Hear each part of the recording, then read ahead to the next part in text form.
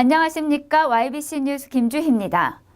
서해안과 경부고속도로 교통량 분산을 위해 내년 1월 착공하는 제2 서해안고속도로 사업에 평택시 주민들이 강력히 반발하고 나섰습니다.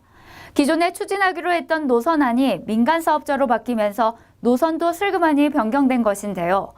이에 대한 대책 마련을 위해 시의회가 나섰습니다.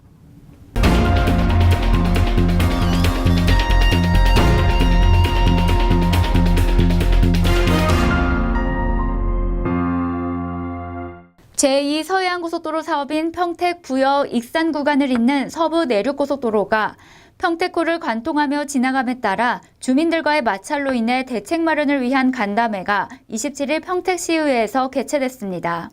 평택시의회 김기성 부의장 주재로 열린 이번 간담회에서는 평택시 건설교통사업소장 천병석 소장을 비롯해 집행부 관계자와 관광단지 특별대책위원회 등 총 17명이 참석했습니다.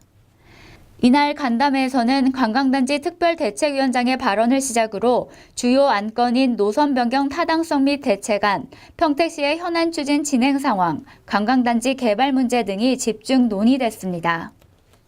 제2 서해안고속도로는 평택 아산 구간을 잇는 노선을 확정지을 당시 국토부에서는 2011년 환경영향평가에서 평택호 아산만 방조제를 통과하지 않는 걸로 검토 결과가 나왔는데 민자고속도로로 바뀌면서 민자에서 사업비를 최소화하기 위해 문제구역을 통과하게끔 입장을 바꿔 지역 주민들의 반발을 사고 있습니다. 반대하는 이유가 바로 그거예요. 가장 중요한 땅을 3쪽, 4쪽, 5쪽 하려고 이렇게 갈라져 나가면은 이쪽에 개발을 한다고 해더라도 전부 성속에 갇힌 지역이 되지 않냐 이거예요.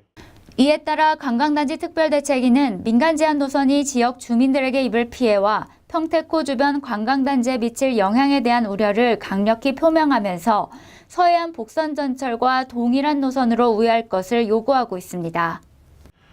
최소 비용으로 할 수 있는 게 쪽으로 이제 아마 기재부라든가 이렇게 이제 국토부에서 이제 노선을 검토를 해가지고 또 저희한테 또 국가기관에서 또 감췄던 게 많았었고 그때 이제 저희도 이제 그 사업 시행자라든가 국토부에 말씀 안 했지만 이제 지속적으로 뭐 작년부터 계속 강하게 이제 어필을 하고 있고. 평택시는 주민 요구사항을 국토부에 건의한 상태지만 국토부에서는 이를 수용할 수 없다는 입장을 고수하고 있어 문제 해결에 난항을 겪고 있습니다. 또한 국토부는 보상 적용에 대한 대책을 검토하겠다고만 되풀이하고 있어 지역민들의 공분을 불러일으켰습니다. 이와 관련 향후 시에서는 4월 중 국토교통부를 재방문해 노선 변경을 요구하는 주민 의지를 전달하고 노선 변경이 반영되도록 적극 노력하겠다고 밝혔습니다.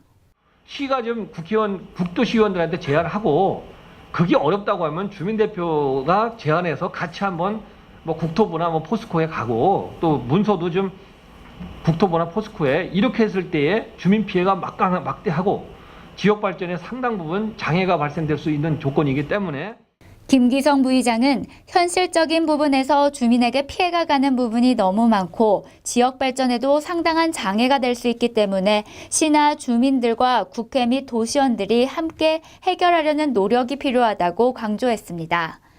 한편 이날 간담회에서는 평택시가 주관한 평택호 관광단지 개발 시행자 모집이 실패로 돌아가 개발 규모가 축소됨에 따른 의견 수렴도 이루어졌습니다.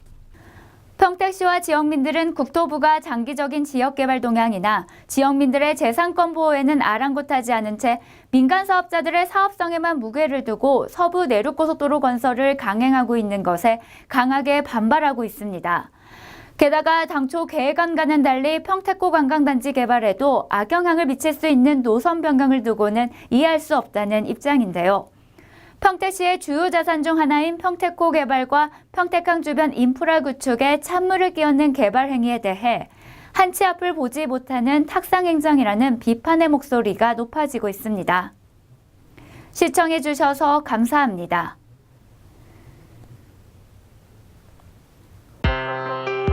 보이십니까? 21세기 동북아 물류의 전초기지 평택항. 새로운 기회와 놀라운 변화. 생활의 감동이 전해지는 즐거운 발걸음.